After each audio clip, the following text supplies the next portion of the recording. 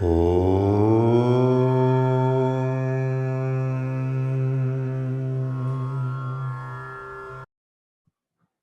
Swamiji. Namaste. This is the second session of Mundakopanishad with Swamiji. Last week, Swamiji gave us the introductory talk. I welcome everyone here. Please indicate on the chat if you would like to ask Swamiji any questions. The last half hour, as usual, is kept aside for questions. If anyone can chant the Shanti Mantra for our classes, could you please get in touch with us? It will be really appreciated. As we celebrated Shivaratri so recently, we will begin our class this morning with Mrs. Jyoti Menon chanting Shiva Panchakshara Stotram. This will be followed by the Shanti Mantra, bhadraṃ karṇebhiḥ.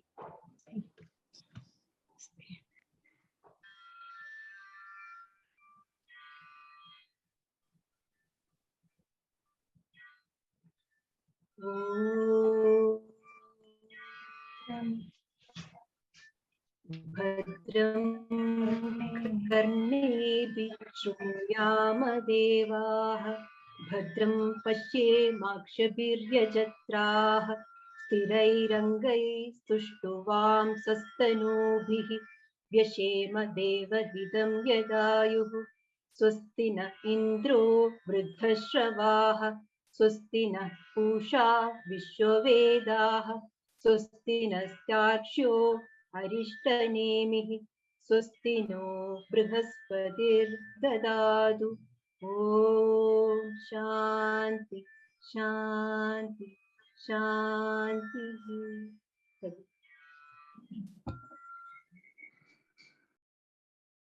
गुरुर्ब्रह्मा गुरुर्विष्णु गुरुर्देवो महेश्वरः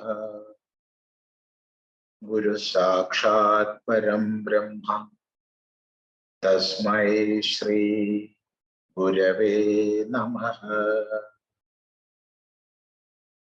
ॐ सदाशिवसमारम्भां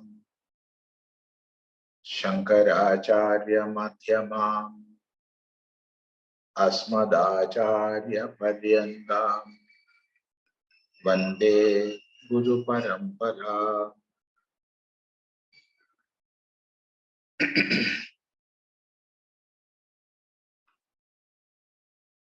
In our last satsanga, we had seen a very brief introduction of Upanishads and also Mundakopanishad.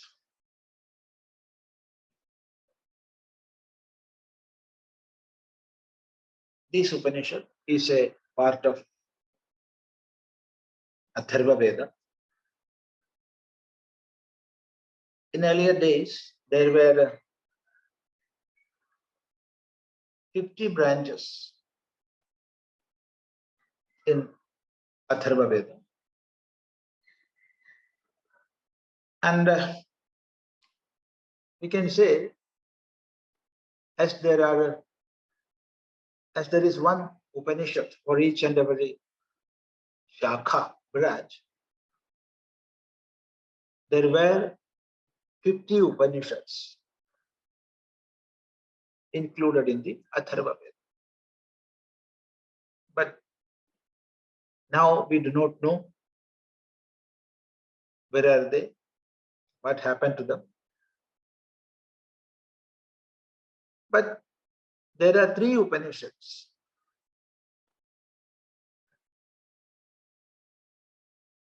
even included in the Upanishad, that is most major Upanishads. So out of 10 major Upanishads, 3 are from Atharva Veda. They are Prashnopanishad, Mundakopanishad, and Mandukya Upanishad. Mandukya Upanishad is considered as the last word of Vedanta. It is said in the Mundakopanishad, Mandukyam ekamevalam mumukshunam vimuktaye. Mandukya Upanishad, that alone is sufficient for mukti, that is the absolute freedom, the ultimate freedom, freedom from ignorance, freedom from all dualities in this life, freedom from sorrows, freedom from all limitations. For that, Mandukya alone is sufficient. So it is said in the Mundakopanishad. So we have to remember that the most important Upanishad, even that comes from Atharva Veda. So now we are entering into the Mundakopanishad. And as per our tradition, it is essential to study or at least have a broad outlook of Shanti Mantras before entering into the study of Upanishads. So as all these Upanishads are included in the 5 categories, that is Rukka, Krishna Yajus, Shukla Yajus, Sama and Atharva. There are 5 Shanti Mantras for all these Upanishads. And as per our tradition, the Shanti Mantra of Atharva Veda is that beginning with Om bhadraṃ karṇebhiḥ. So we can chant that, and with that Shanti Mantra we can enter into the study of the Upanishads.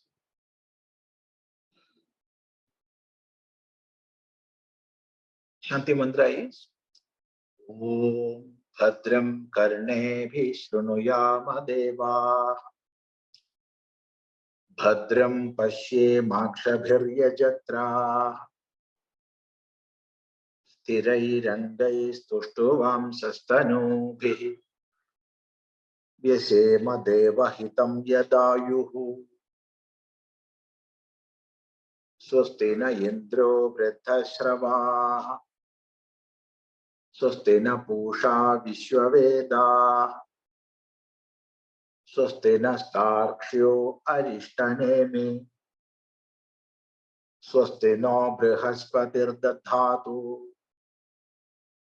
Om Shanti Shanti śāntiḥ.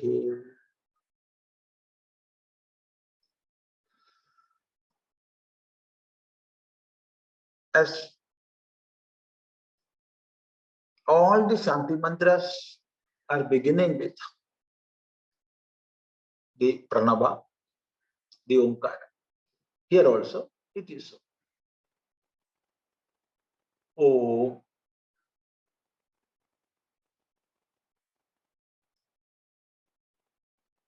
And after that, there is a prayer. Bhadraṃ karṇebhiḥ śṛṇuyāma devāḥ. Bhadraṃ paśyemākṣabhir yajatrāḥ. Sthirair aṅgais tuṣṭuvāṃsas. tanūbhiḥ vyaśema devahitam yadāyuḥ. Swasti naha indra vṛddhaśravāḥ. Swasti naha pūṣā viśvavedāḥ. Swasti naha tārkṣyo ariṣṭanemiḥ. svasti daha bṛhaspatir dadhātu. And after this prayer, we will again chant Om and 3 times the Shanti Shabda. Śāntiḥ, śāntiḥ, śāntiḥ. This is the Shanti Mantra of all the Upanishads of Atharva Veda. So here the Shanti Mantra is beginning with Om, Pranava. We have seen the importance of Pranava many, many times. And in this satsanga itself, we have discussed various meanings of Omkara. And so, I'm not going to explain Omkara today, but we have to see the importance of Omkara and the various possible meanings, and the importance in chanting Omkara in the beginning of the Shanti Mantra.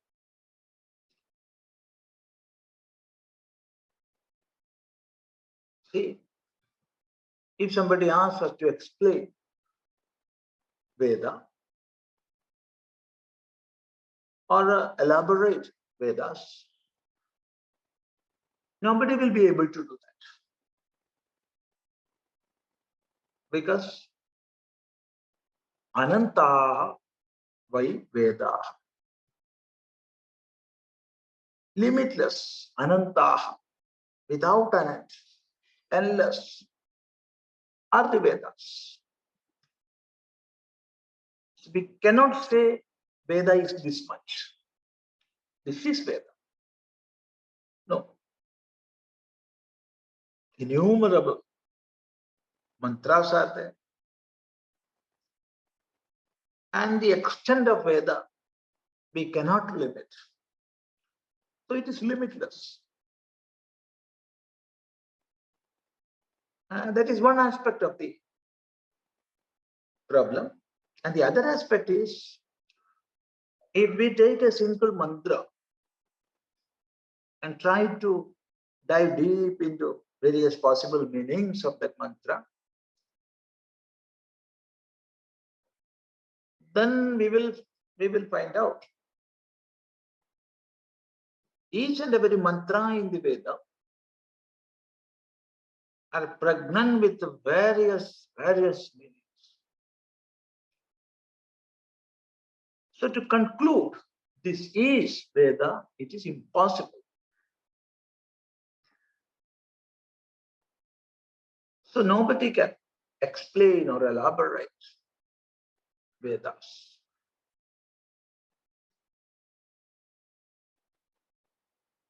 Even the Ananda,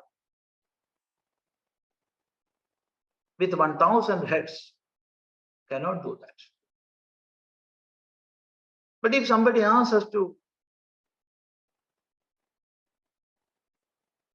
say, what is the summary of Veda? What is the gist? Then it is that much easy.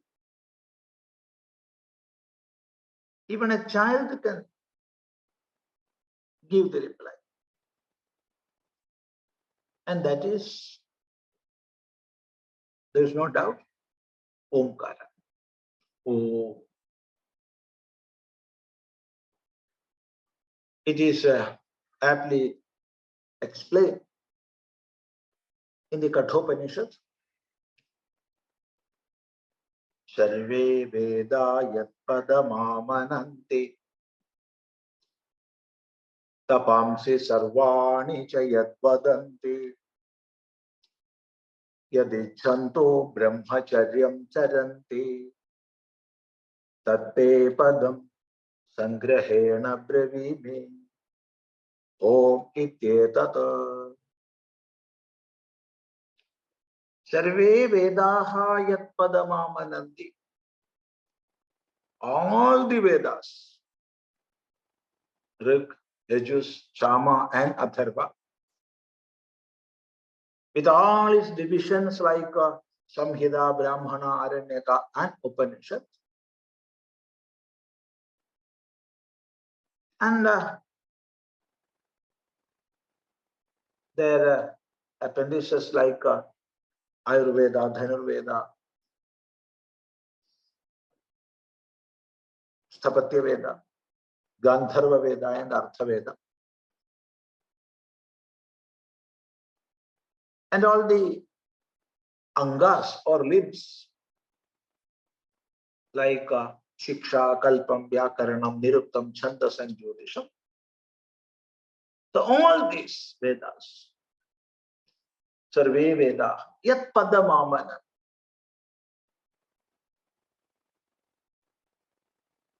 But all these Vedas are explaining or trying to explain.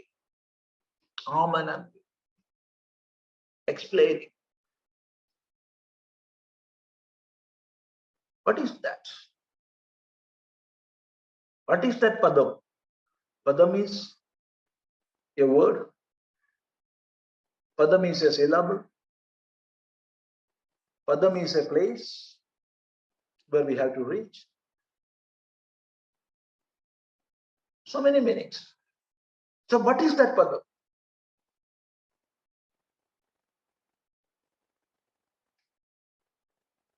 Which all Vedas are trying to explain.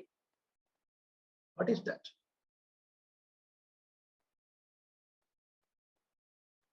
Tapamsi sarvani cha yad vadanti.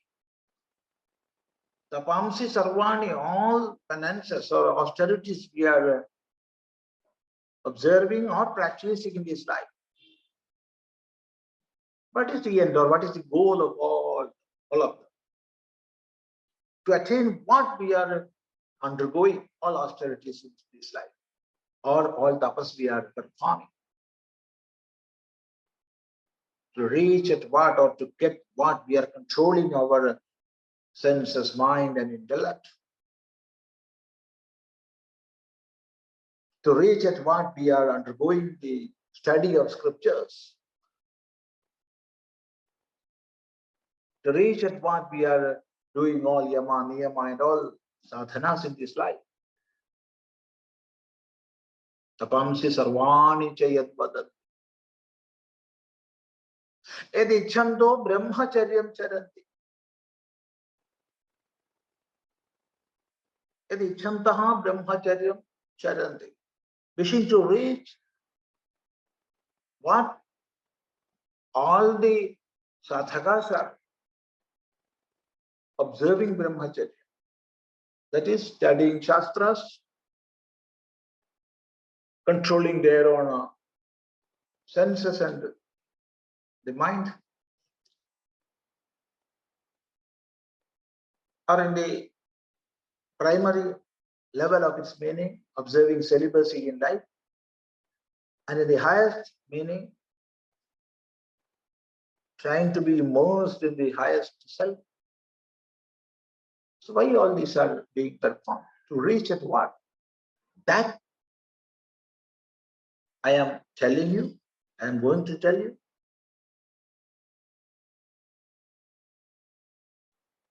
How? In nutshell, I'm not going to explain. In nutshell, I am putting that. And that is Om Ityetata. That is Omkara. So says even the Shruti itself. So Omkara is the essence of the Vedas. It is the goal of all sadhanas.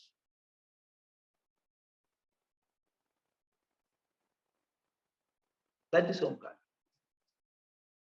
So by uttering the syllable Om, we are chanting or we are remembering the whole of Vedic law.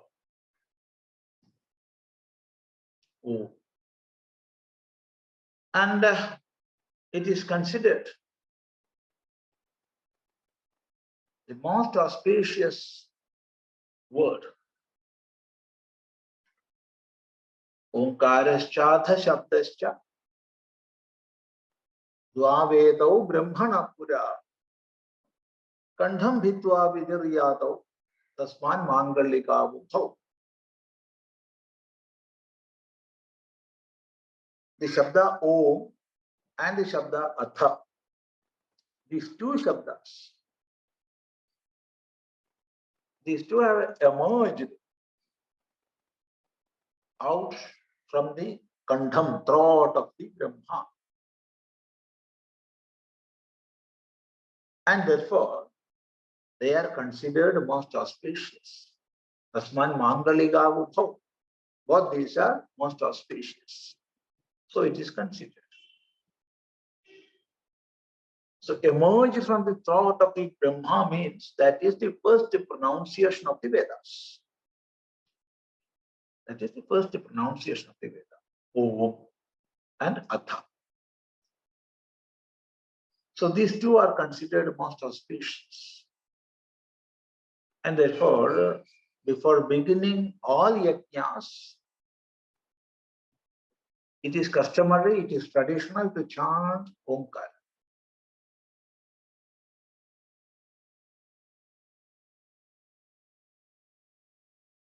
See, this Omkara is a Shabda, just a syllable,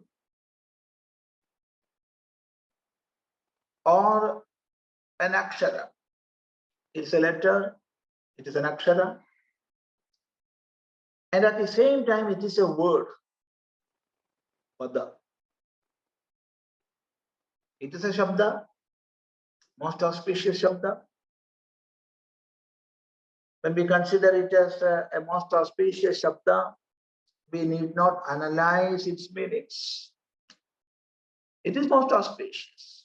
Just hearing of Omkara is auspicious.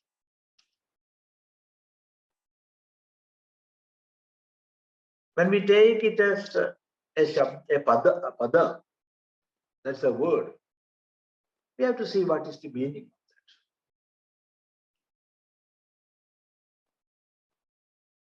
that. When we take Omkara, Om, as a word,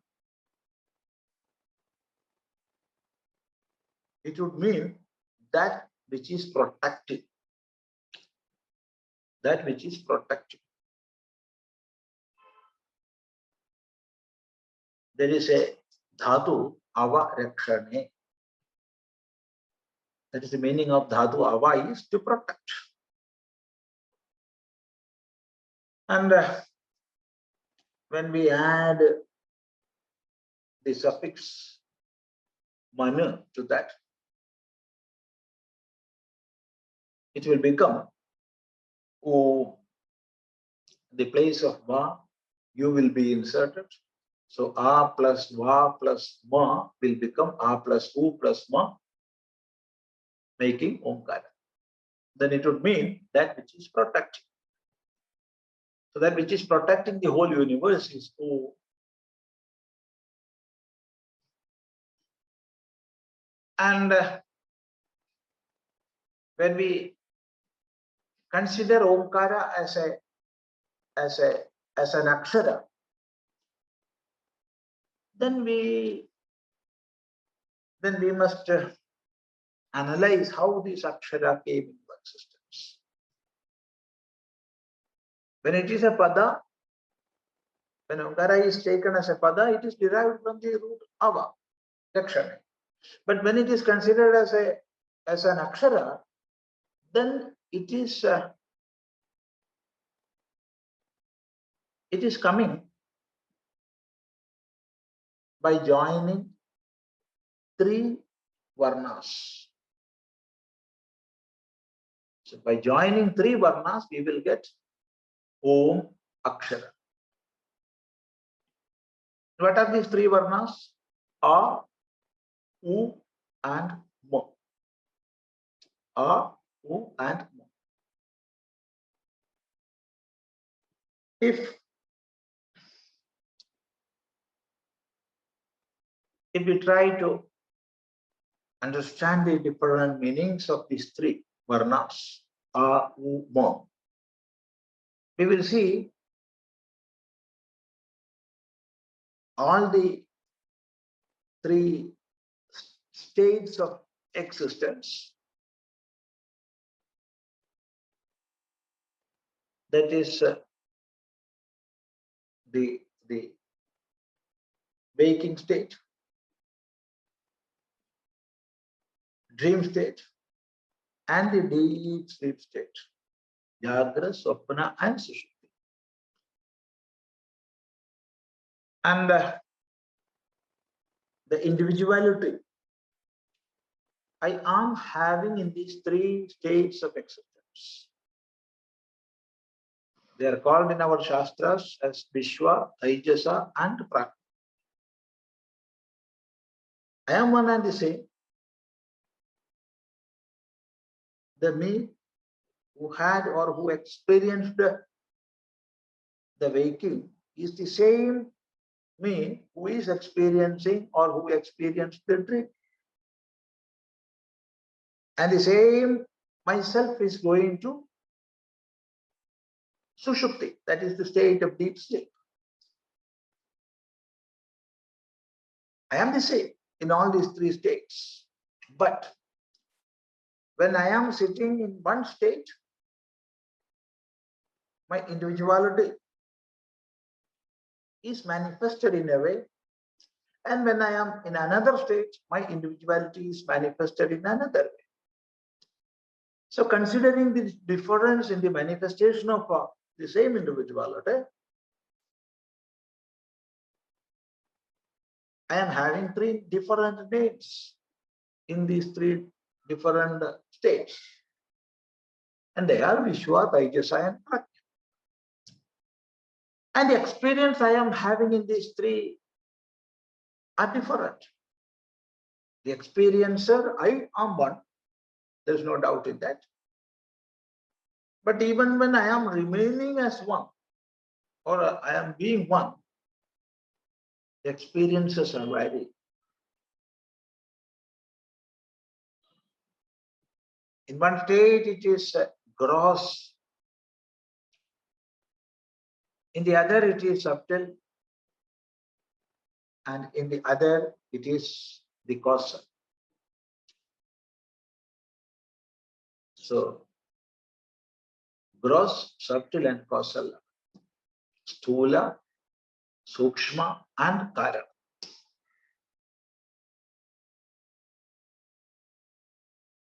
And the body with which I am identifying myself. In the waking state, I am with gross body, I am with the subtle body, and of course the causal body also is there. But I am identifying myself most with the gross body.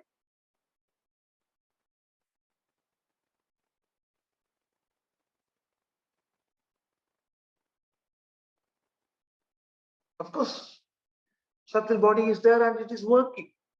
But my identification is more with the gross body in the waking state.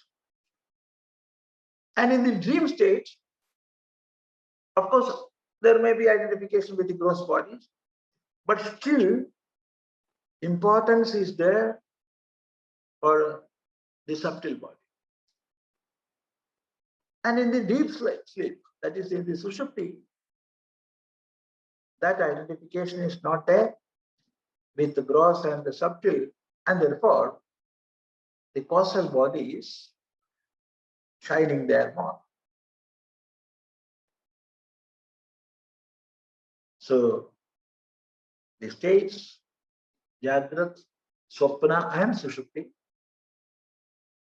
the different individualities like Vishwa, Taijasa, and Prajna, and the experiences, Sthula, Sukshma, and Karana, and the bodies with which I am identifying, this Sthula, Sukshma, and Karana.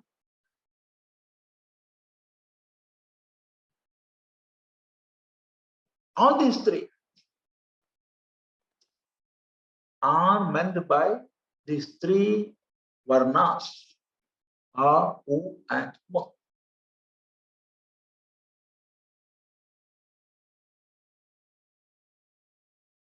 Ishvara is one.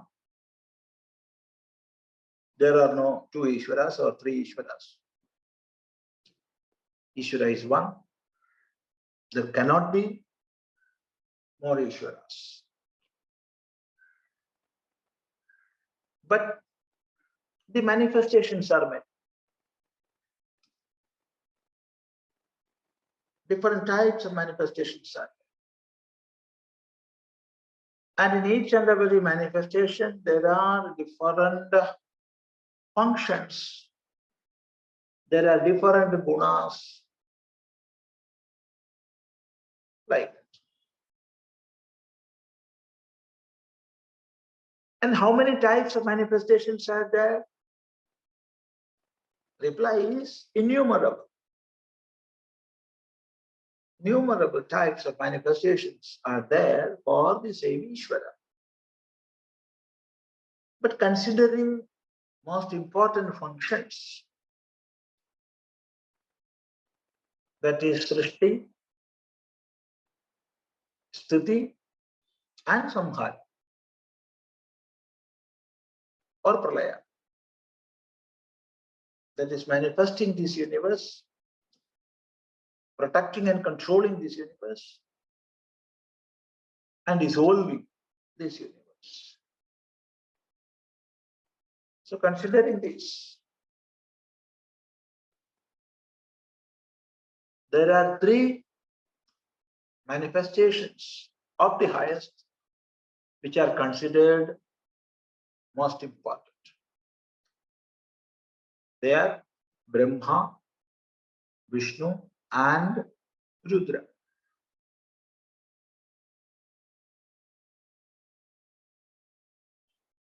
Connected with the creation, protection, and dissolution.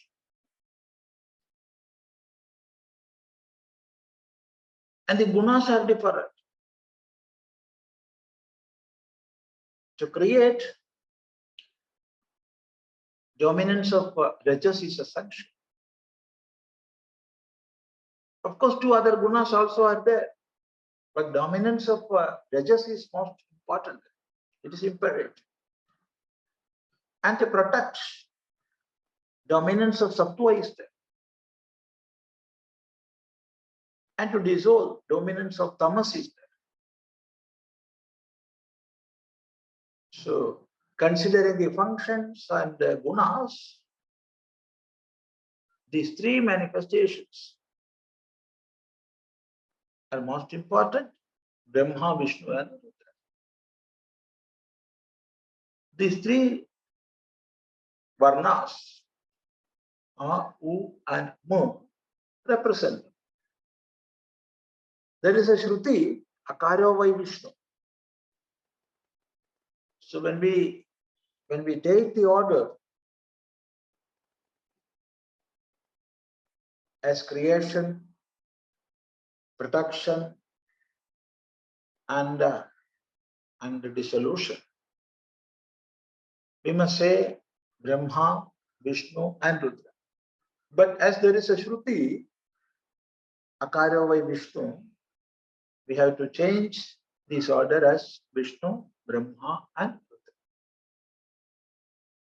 And according to Guna also, Sattva is Vishnu, Rajas is Brahma, and Tamas is Rudra.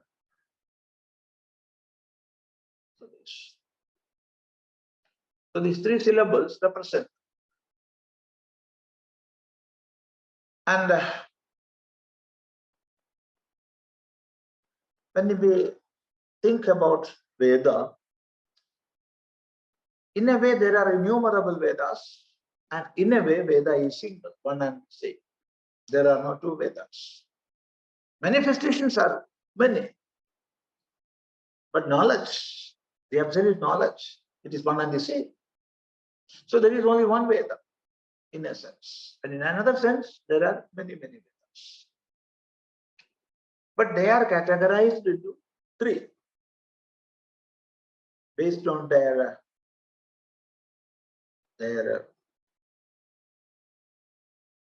quality or their speciality. What is that quality or speciality?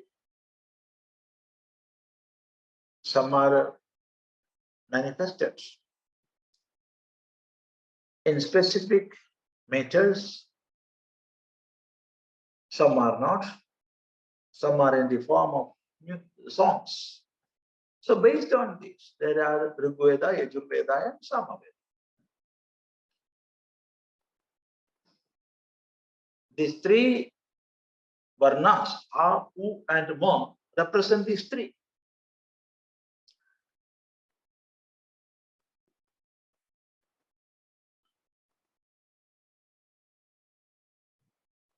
And of course, three gunas, Sattva, Rajas and Tamas.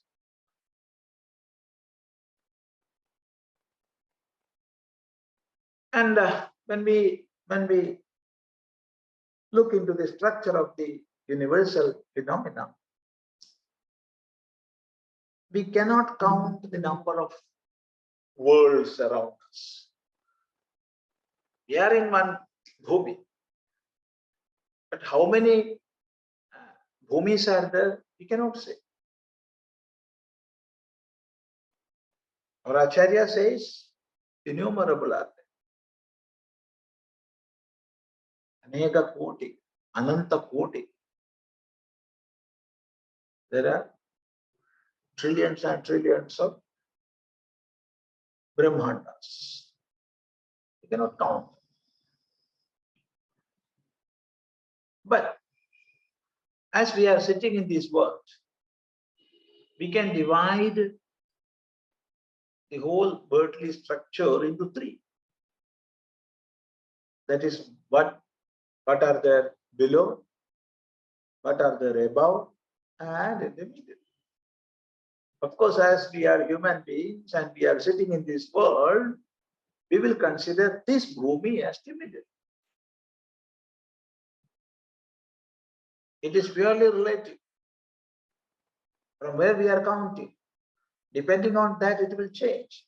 If we are sitting in sun and we are counting, then we will have to start with the sun as the middle. But now, practically, we are in this world. The middle word. And those words which are under this and which are above this. So three are there.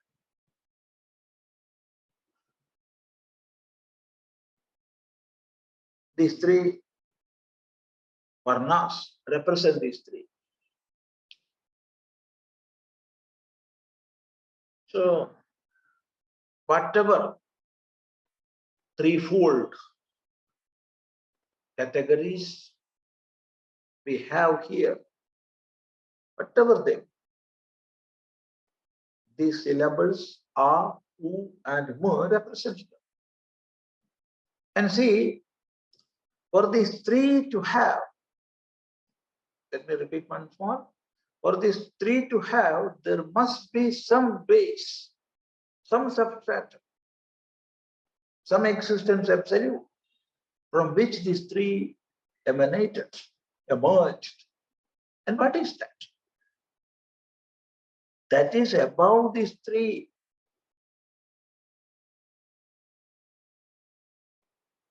In the same way,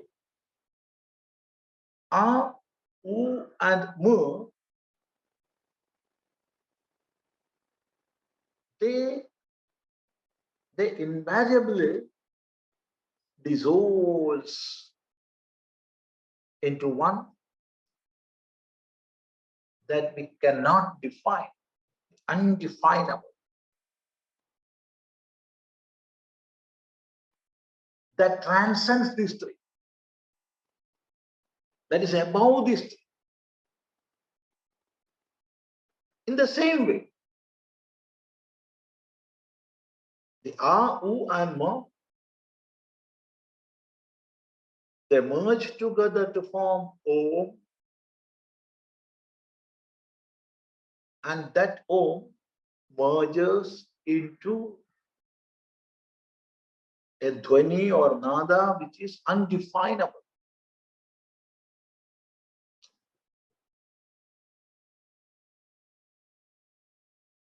So the whole phenomenal manifestation and what is above this, what transcends this, these two planes are represented in this Omkara.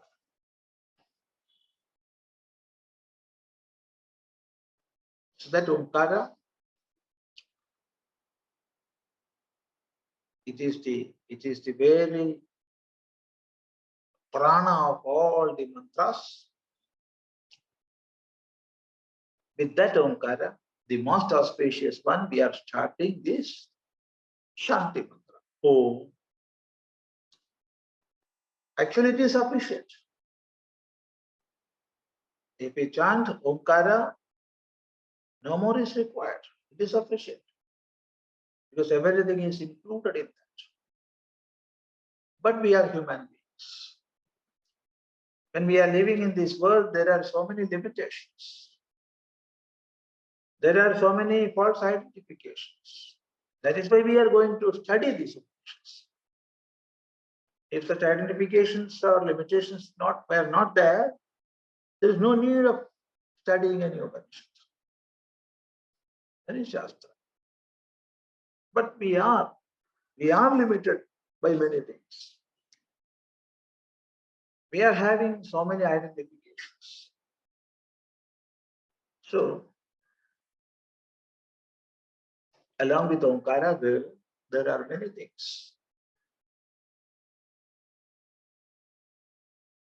We cannot run away from the factualities.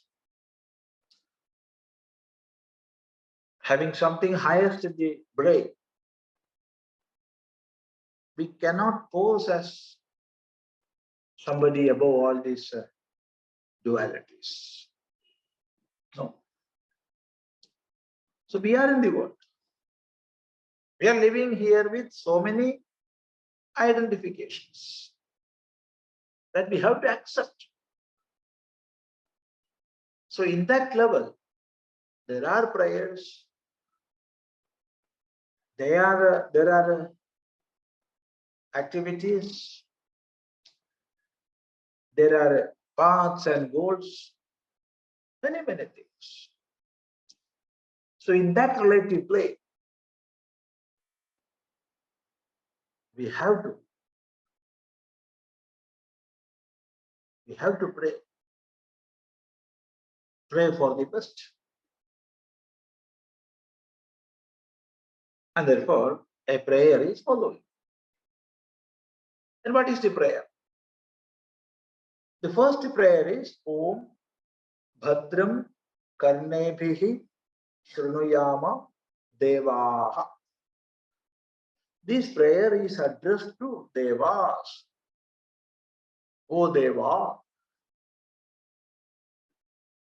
Devaḥ is the plural of Deva.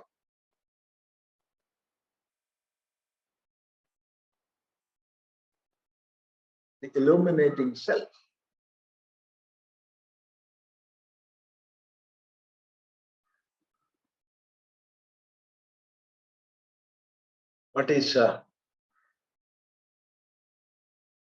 What is making the universe illumined? That is Deva.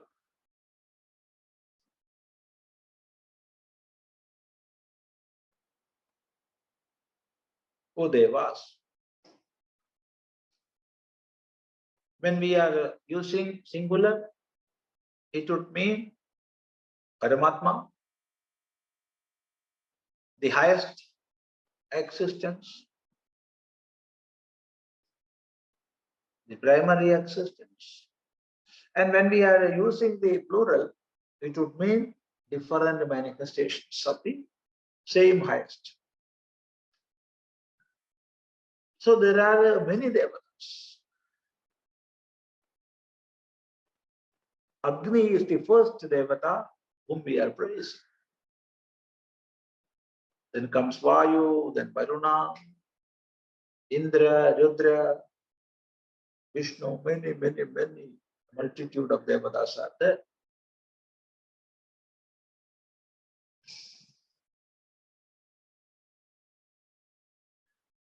When we are using the plural, a question may come, how many devatas are there? The answer is many. Again, the question comes, how?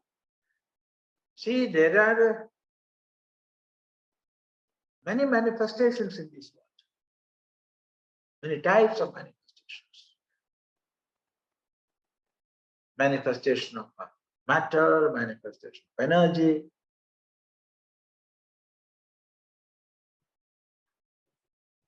Different types. Behind each and every such manifestations, there must be some ruling principle, some controlling faculty. This ruling principle or this controlling faculty we are calling by the name Deva. If sun is shining, there is the Devata, Surya, behind that.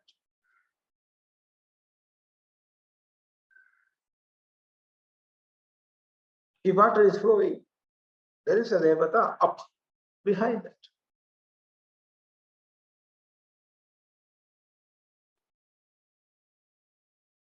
So, behind each and every manifestation in this world or in this phenomenal plane, there are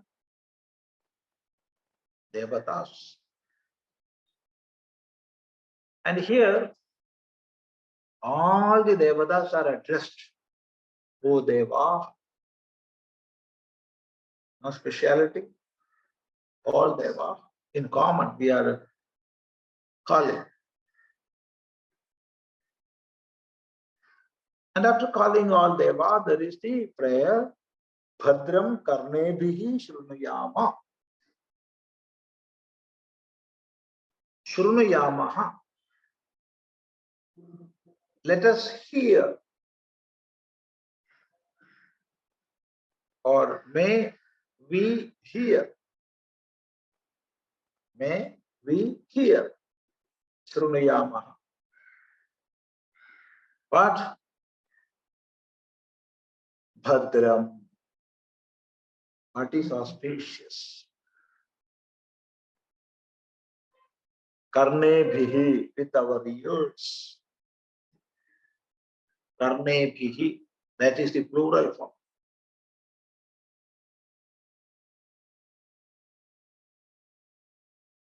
We are having 2 ears. So the usage of plural is improper there. Because I cannot use plural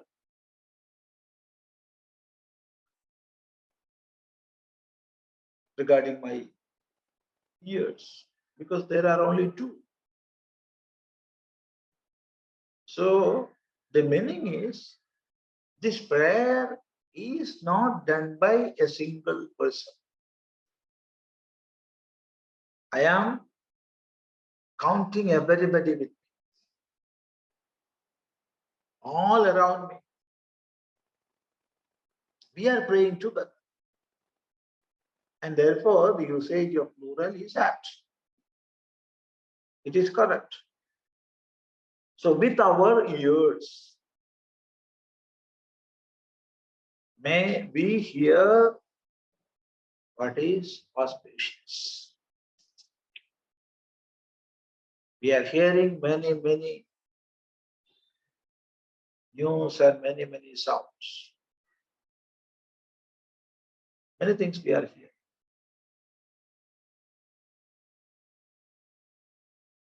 Proper use and abuse of words. Many unwanted things.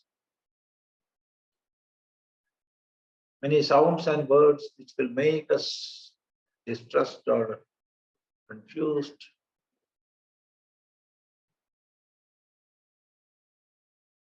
So the prayer is, let us hear what is auspicious, what will make our mind and intellect pure and clear. What will lead us to the highest in this life. Let us hear such things with our ears. Bhadraṃ karṇebhiḥ. So may we hear with our ears what is auspicious.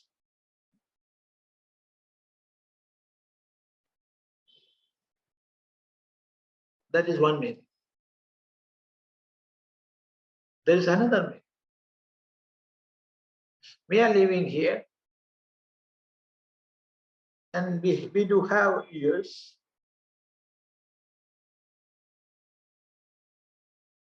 And we are hearing.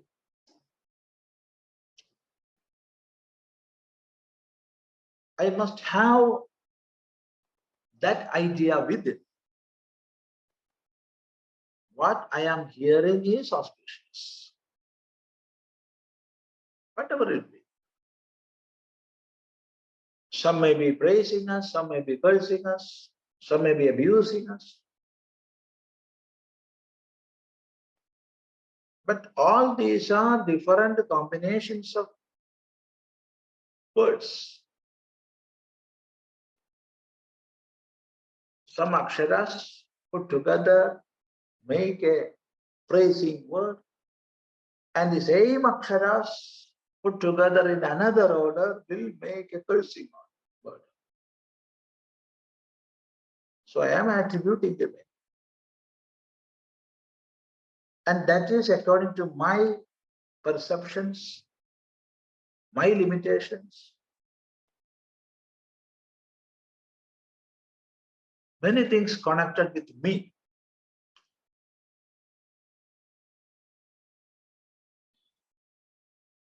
A word which is considered most auspicious in one place may be considered most bad, worst in another place. And the usages also. The meaning of the word will be the same everywhere, but the usage may be considered differently.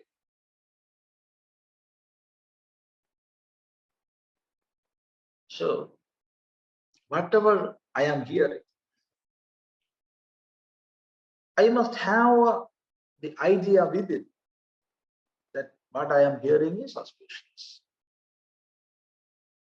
It is for my betterment. Because all the words are manifestations of the same Saraswati.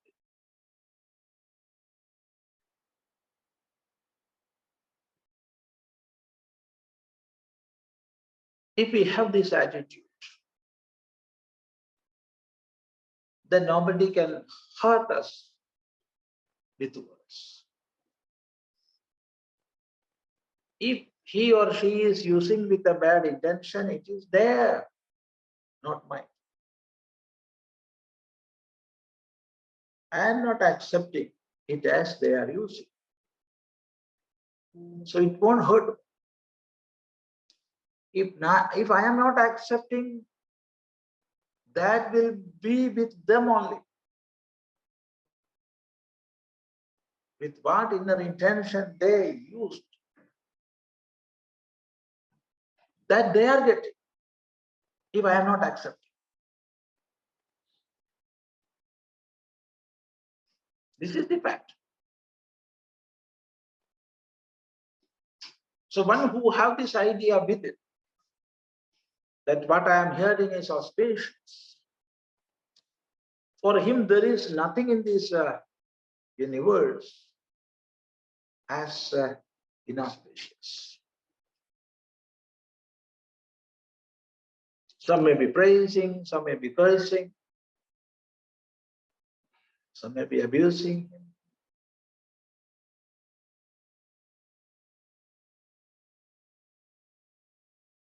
It won't hurt him. Because he is accepting all these shabdas as the manifestation of the same Saraswati. So this is the highest meaning of this prayer. This attitude we must have by living in this world. There will be dualities around. There will be. One who is established in the non-dual self, even he is living in a world of dualities. But such dualities will not hurt him.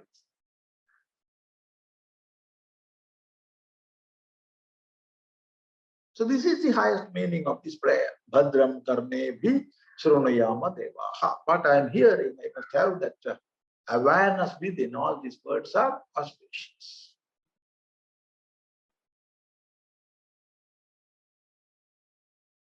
And then the prayer is bhadraṃ paśyemākṣabhir yajatrāḥ.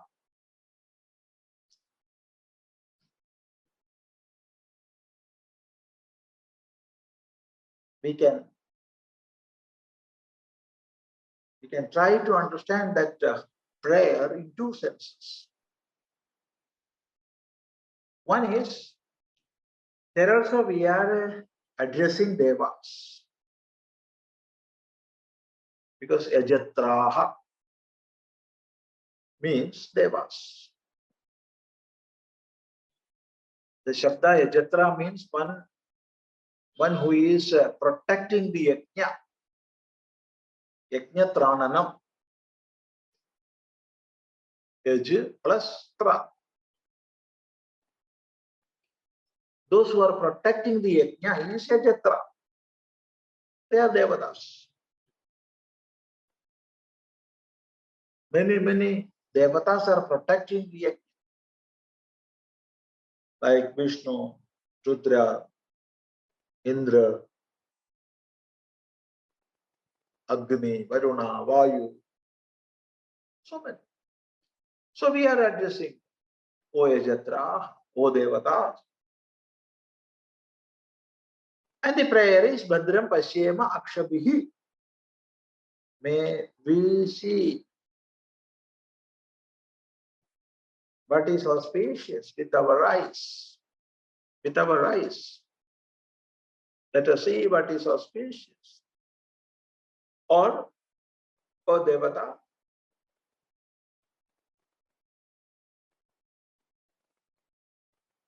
whatever we are seeing in this world, let them be auspicious. There may be things which are soothing, which are troubling, but I must have the knowledge within. All these are auspicious. There is no such a thing in this world as inauspicious.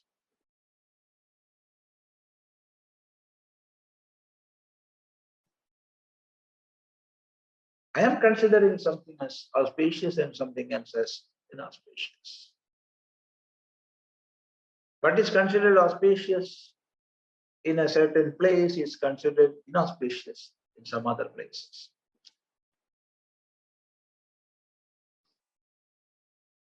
And many things we are considering as good in a certain given place or time is considered bad in some other given time or space. So all these are relatives. All these are relatives. So I must have this firm knowledge within. What I am seeing around me are auspicious things. Let us have that knowledge. This is one meaning. And there is another meaning that by the word yajatra, jivas are met. How? Because yajnas are there or yajnas are being protected because yajamanas are performing such yajnas. If yajamanas are not ready to perform a yajna, there will be no yajna at all. How devatas will protect? So when one starts an yajna, then even the question of protecting that yajna comes. So by the word yajatra,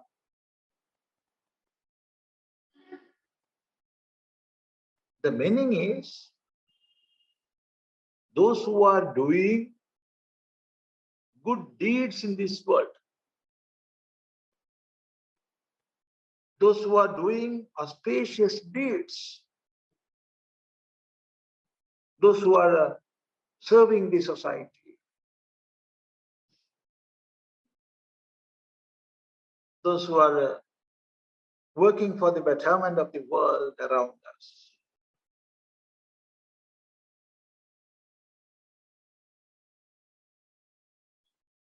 So those who are doing yajna are yajatras. Then the meaning will be vayam yajatraha, we who are yajatras, let us see what is auspicious. So there is a great meaning with it. It makes more sense. And the meaning is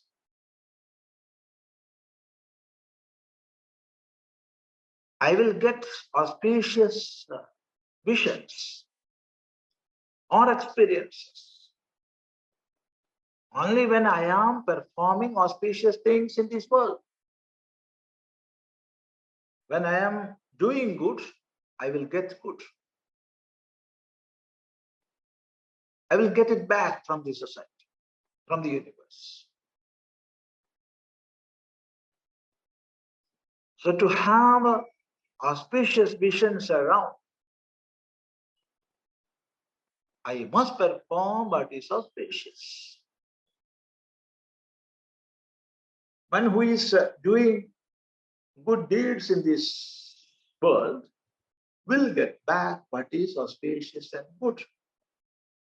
Without doing auspicious things in this world, I do not have the right to pray for auspicious.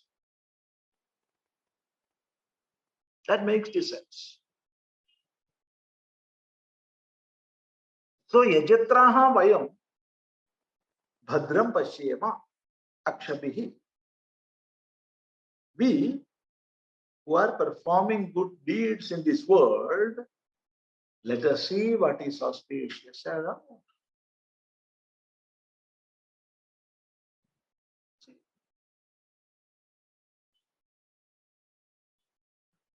And the other meaning also is there, O devatas, O Ishvara. Ishvara who is manifested in different ways in this universal plane. Let us have auspicious visions. Let us have auspicious sounds. What we are hearing, what we are seeing, let them be auspicious. Or we must have that knowledge, that conviction within. What I am getting from this world, what I'm experiencing in this world are auspicious.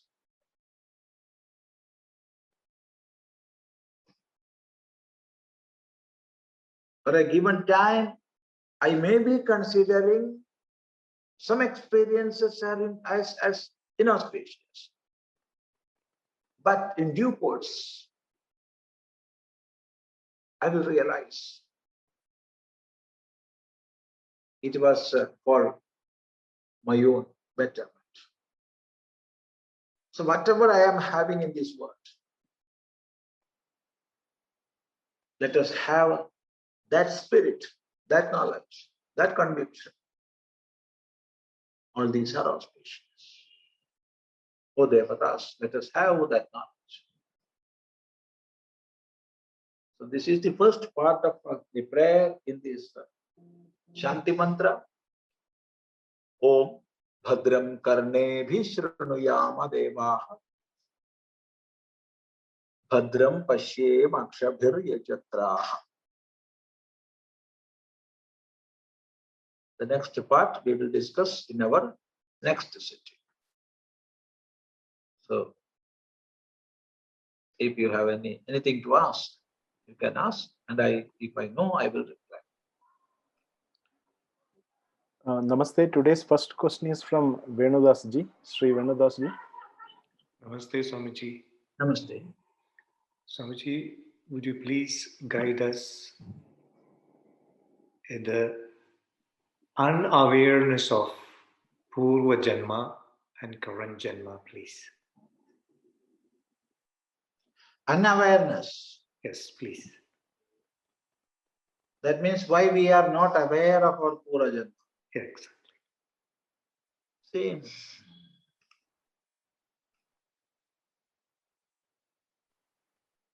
as per our Shastras and as per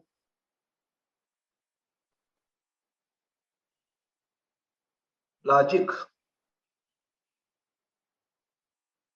if there is an effect, there must be a cause. Without a cause, no effect will come. If we are not accepting this very basic principle,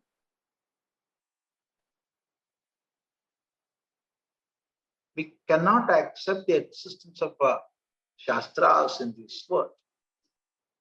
Because all the Shastras are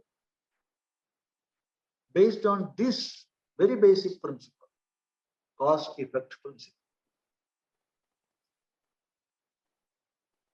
So applying the same principle in our life,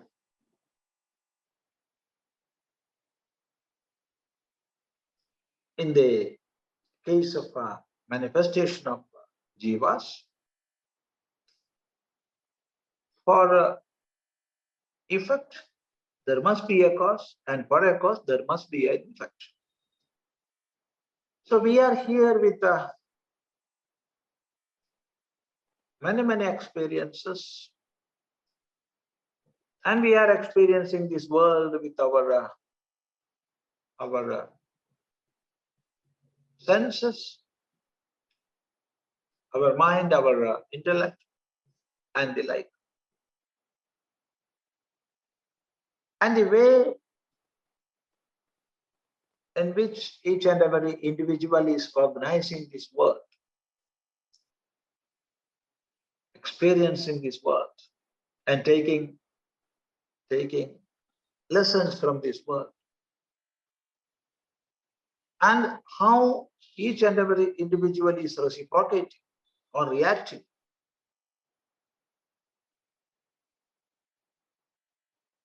All these things are dependent on his or her individuality. And analyzing that still further, our acharyas are teaching us. All of us have come with certain inscriptions with them. Nobody has come with a blank paper here. So with Purva Samskara, we came here. And that Purva Samskara,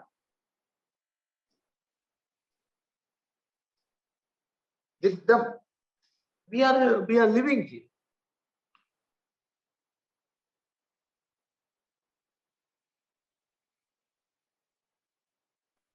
So cycle of birth and death comes and continues. The transmigration of the jiva, it goes on and on. Just like an account book with opening balance, the debit and credit, then closing balance, then the next opening balance, again debit and credit, closing balance, like that. This life is going from birth to birth. Then comes the question, why or how we are not remembering our own past karma or past janma. Normally we do not. Normally. Because there are exceptional cases reported and many research works also are there based on such exceptional cases where many people recognized their past janma. But only a few cases are there. In our case, we are not remembering. But even though we are not remembering, if we are ready to analyze our own experiences and our own reciprocations to experiences, and if we are ready to mark them,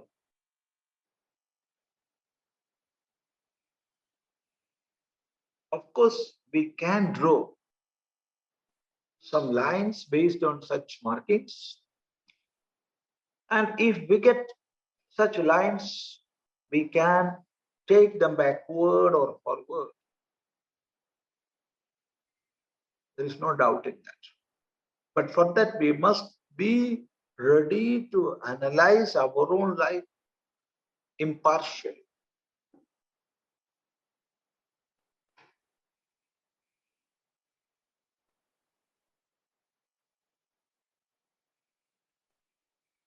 That's a big subject. I'm leaving that now. Coming to the question again, why we are not remembering? See, in this life itself, we had many experiences. But there is a process of remembering, there is a process of forgetting. Both these are coming from the same Ishvara. Mattas mṛdirjnānam amohanam cha. From me comes the remembrance. From me comes the forgetfulness. Both are there. The things or experiences which I am remembering today, connected with today or yesterday, many of such things will be vanished after a month or two. Then some important or things which I considered as important will remain. And after a year or two, again things will change. So things I am remembering today will not be there after 10 years.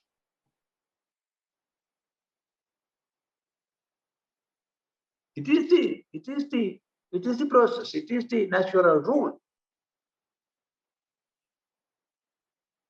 When I was a small child,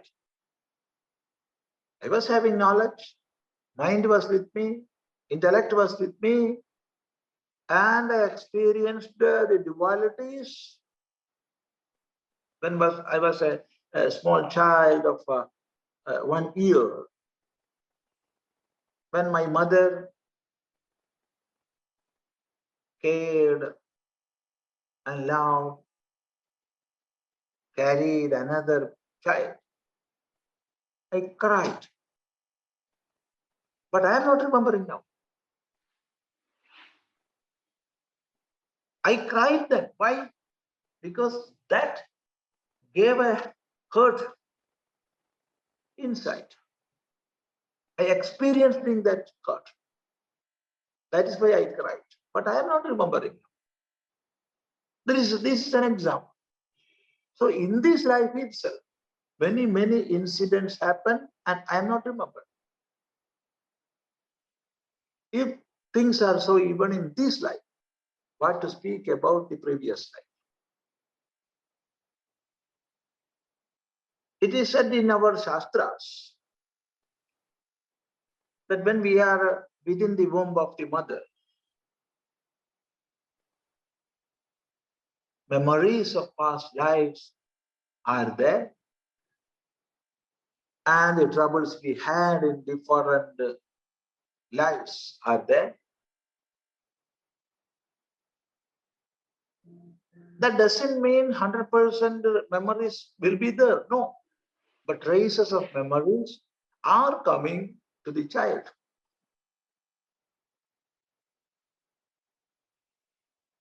And he or she will think with it. Yes. So many lives has gone. Now I will strive my best to be out of the cycle. With that determination, child is coming out.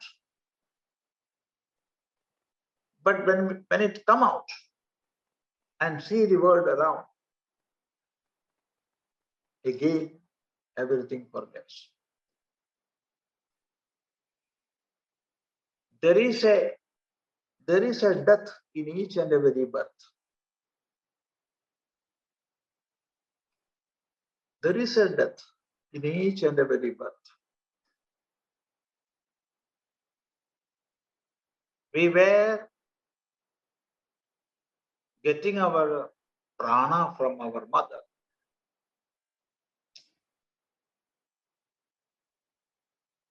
And at the time of childbirth, it cessated. That connection was broken. And the moment is there. It is, even though it is not death, we cannot say it is death, but practically it is death. Then again, I am getting the energy from outside. So in each and every birth, there is a death.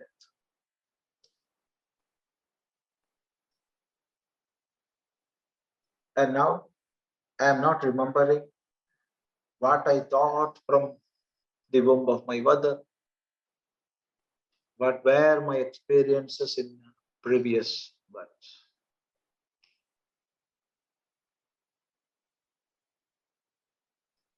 See, that inscriptions are there.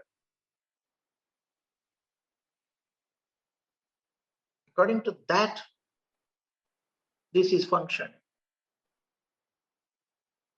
I am using the word this is functioning with knowledge.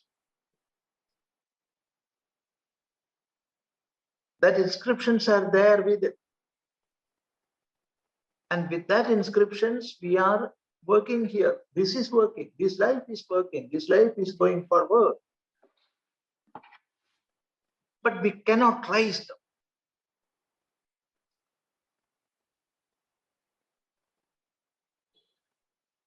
We cannot trace them. But they are working from behind.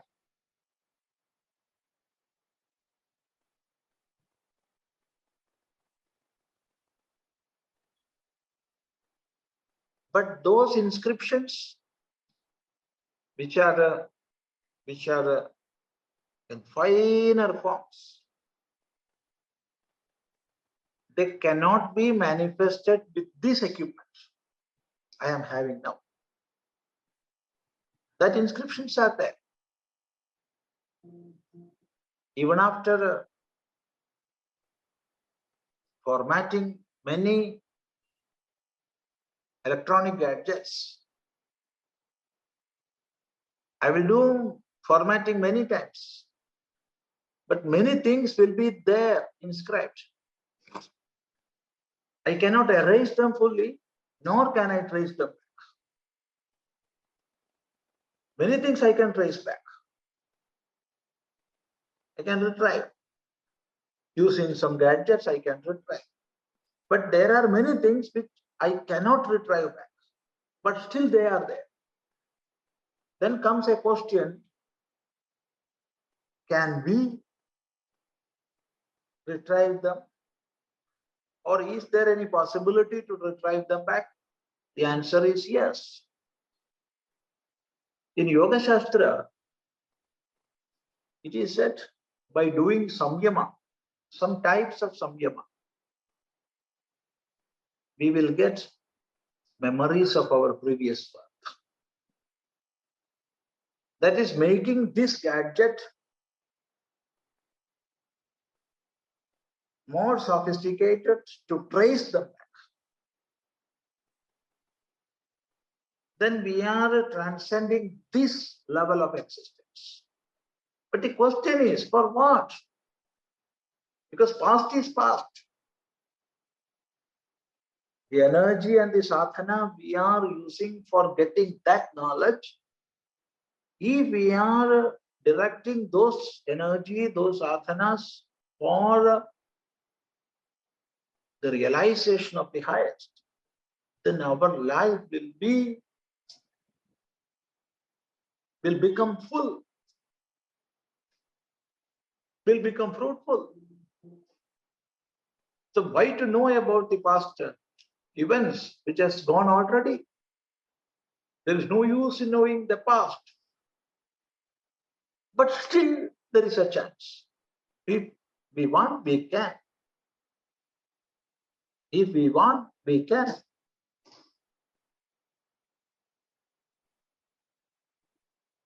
But see, the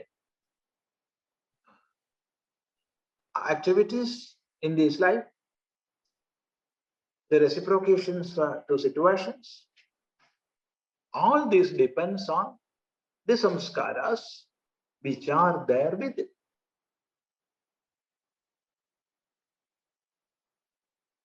So according to that Purva Janma samskaras, we are accumulating more and more in this life.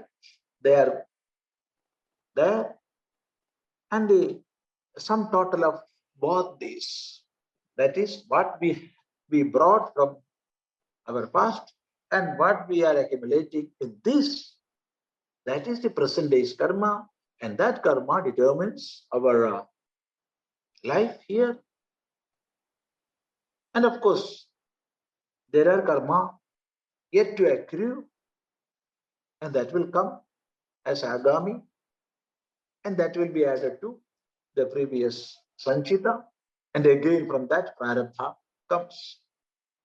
This is the pattern, how karma cycle is working. Very intricate subject. We can go deeper and deeper into this. So, generally we are not getting memories of our past. But still, if we analyze our own experiences, see, sometimes it happens when we go to a new place, we will think, oh, this very familiar place. I was here earlier. I was here earlier. All these three things were there. But this was not there. It was not there. This is a new thing. This is a new thing. Such thoughts are coming. Not in my case, I am saying, the lives of all of us. And when we see some person, immediately we will think, this is a good man, a good woman. I can mingle with him or her. Or at the very first sight itself, some sort of repulsion. It is bad. He or she is bad. How and why it is coming?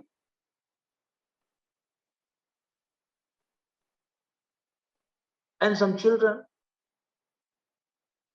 at their second or third year, singing well, drawing well. How? So, samskaras of past, with that we are coming here, we are working here, we are living here.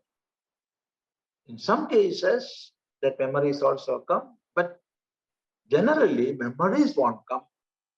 But we are working according to that pattern. This is the answer. But if we are explaining this aspect, we can go for hours and hours. But this is the summary. Namaste. Namaste. Now we can conclude today and continue in our next sitting. Om bhadraṃ karṇebhiḥ śṛṛunuyāma devāḥ bhadraṃ paśyemākṣabhir yajatrāḥ sthirair aṅgais tuṣṭuvāṃsas tanūbhiḥ vyaśema devahitam yadāyuḥ indro vṛddhaśravāḥ pūṣā viśvavedāḥ tārkṣyo ariṣṭanemiḥ bṛhaspatir dadhātu. Om Shanti Shanti Shanti. Om Gurur Brahma Gurur Vishnu Gurur Devo Maheshwaraha Guru Sakshat Param Brahma Tasmai Shri Gurave Namaha.